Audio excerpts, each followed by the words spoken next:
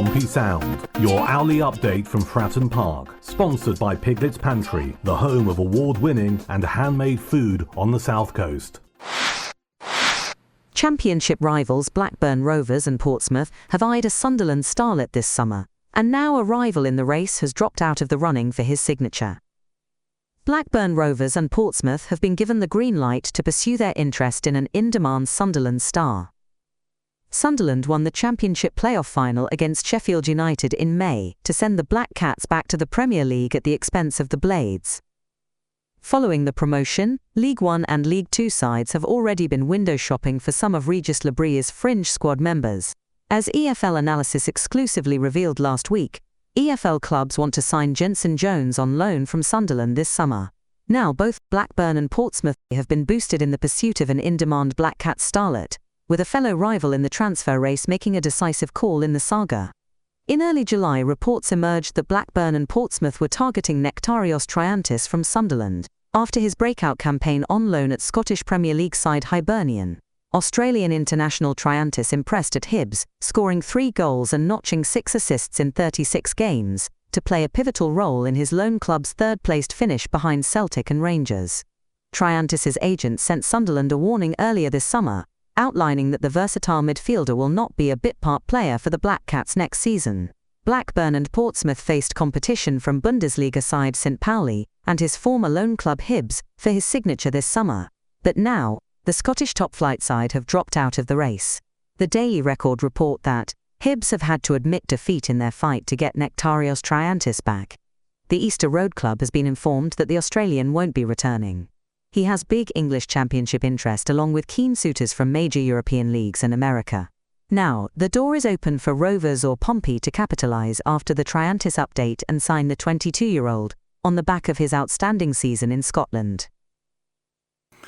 OK, this really could be something because it ticks more boxes than we knew there were boxes, really.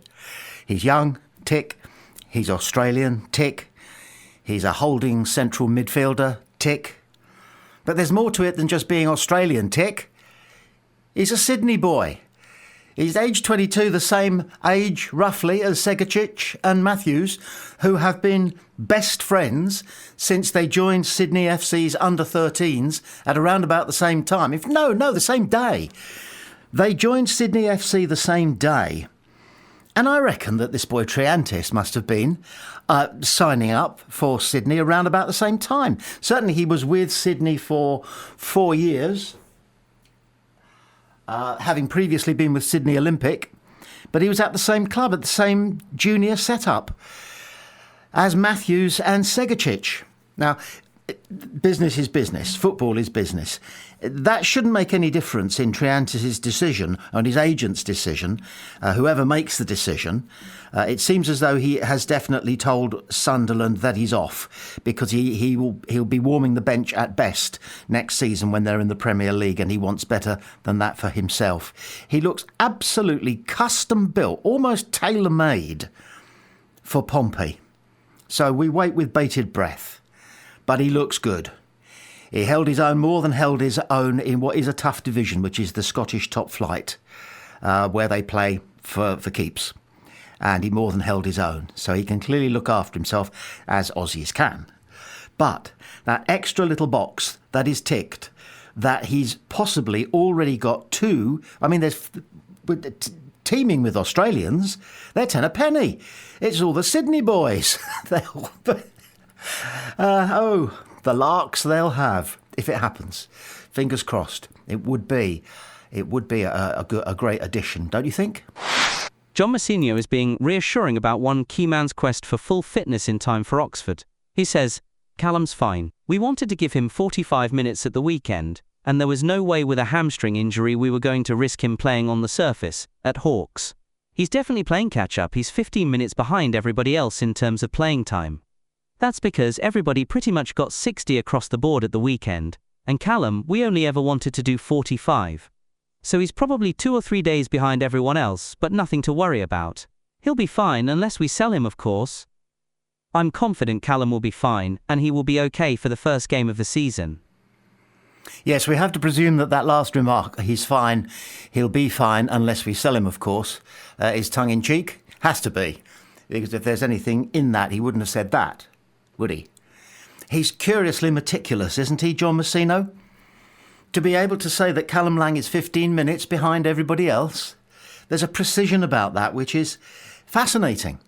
And similarly, the precision about saying that he's 2 or 3 days behind everyone else, but nothing to worry about. Again, he paints it in such clear terms. You can picture it. You can imagine what the machines that they use to monitor players are telling them about Callum Lang's state of fitness, if indeed they can't work it out with their own eyes as he skims across the surface, but it has to be the right surface. What did John Messino mean by we weren't going to risk him playing on the surface at Hawks? He's surely not suggesting that there was something defunct about the surface. When he says surface, is it like when he often says that a player is on the grass? We were not going to risk him playing on the surface. An interesting phrase. And again, it has a precision attached to it, although in the case of on the surface, only John Messino knows exactly what that precision is. Nevertheless, a fascinating, brief but reassuring statement which says basically that Callum Lang will be fit for Oxford. Unless, and it is a nice tongue-in-cheek remark, we sell him, of course. No chance. Hopefully. The brand new Portsmouth FC 2025-26 away kit is revealed. The Pompey website says this: "It's ready to be worn with pride as we hit the road this season." Crafted with Nike's latest dry fit technology, the shirt delivers both performance and presence. A crisp white base is brought to life by a bold platinum and royal blue chevron that cuts across the chest, framing the iconic club crest at its heart. The detailing continues with a royal blue collar, platinum-trimmed sleeves, and side panels that complete a sharp, modern look. Mesh paneling and sweat-wicking fabric help keep you cool, whether you are in the stands or on the move. As part of Nike's Move to Zero journey, each shirt is made from 100% recycled polyester. Royal blue shorts and white socks complete the away strip, delivering a clean, confident look for the season ahead. Fans can add a personal touch with official EFL names and numbers. Click here to find what number your favorite player will be wearing this season.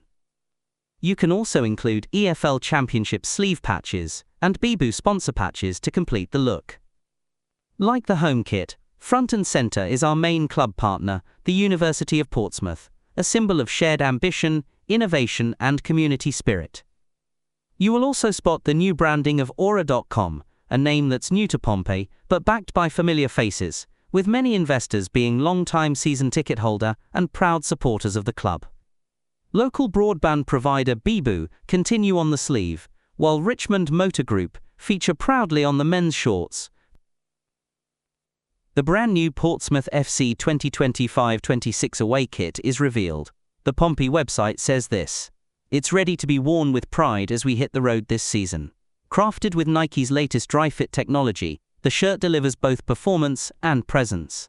A crisp white base is brought to life by a bold platinum and royal blue chevron that cuts across the chest, framing the iconic club crest at its heart. The detailing continues with a royal blue collar, platinum-trimmed sleeves, and side panels that complete a sharp, modern look. Mesh paneling and sweat-wicking fabric help keep you cool, whether you are in the stands or on the move. As part of Nike's Move to Zero journey, each shirt is made from 100% recycled polyester.